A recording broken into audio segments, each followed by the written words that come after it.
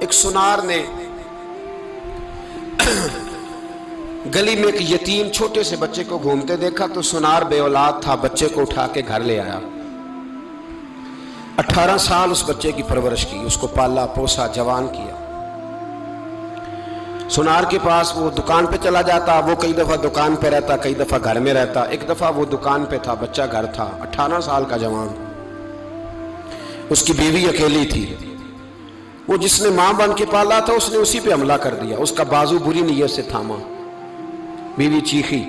تھوڑی دیر گزری تو وہ نوجوان پیروں میں بیٹھ گیا، کہنے لگا اماں پتہ نہیں مجھے کیا ہوا۔ شام کو سنار آیا، بیوی چیخنے لگی، چلانے لگی، کہنے لگی آج عجیب بات ہوئی، جس کو میں نے جگر کا خون دے دے کے پالا اسی نے گندی نظر ڈالی۔ سنار محو حیرت ہے، بیوی کا خیال تھا کہ لاٹھ اٹھائے گا، ڈنڈا اٹھائے گا، نوجوان کو مارے گا، لیکن وہ رونے لگ گیا۔ اس نے کہا آج اس نے میرا بازو تھاما ہے، جانے کیا کیا ہے۔ پریشان ہونے لگ گیا، سجدے میں گر گیا، کہا تو بتاتا کیوں نہیں؟ تو وہ سنار کہنے لگا اس کی غلطی نہیں، 18 سال کے بعد آج مجھ پر بھی شیطان سوار ہوا تھا۔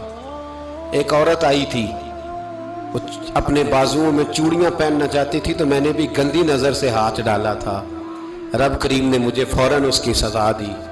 جن کے گھروں میں بیٹیاں ہوتی ہیں ان کی نظریں گندی نہیں ہوتی، جو بیٹیوں کے باپ ہوتے ہیں، جو بہنوں کے بھائی ہوتے ہیں، ان کی نظریں گندی۔ اور اگر تو ٹیلی فون کرتا ہے، تو کسی عورت کے ساتھ تعلق رکھتا ہے تو یہ بات لکھ لے، امام فخر الدین رازی 1، علامہ اسماعیل حقی 2، ملا جلال الدین رومی 3، امام خازن 4، امام جلال الدین سیوطی 5 حدیث کے استاد اور محدث لکھتے ہیں کہ اگر تو کسی پر گندی نظر ڈالے گا تو تیرا گھر بچ سکتا، یاد رکھ نہیں بچے گا، اس لیے کہ تیری نظر کسی کی بیٹی کو بیٹی سمجھ تاکہ تیری بچی کا پردہ قائم رہے، کسی کی بہن کو۔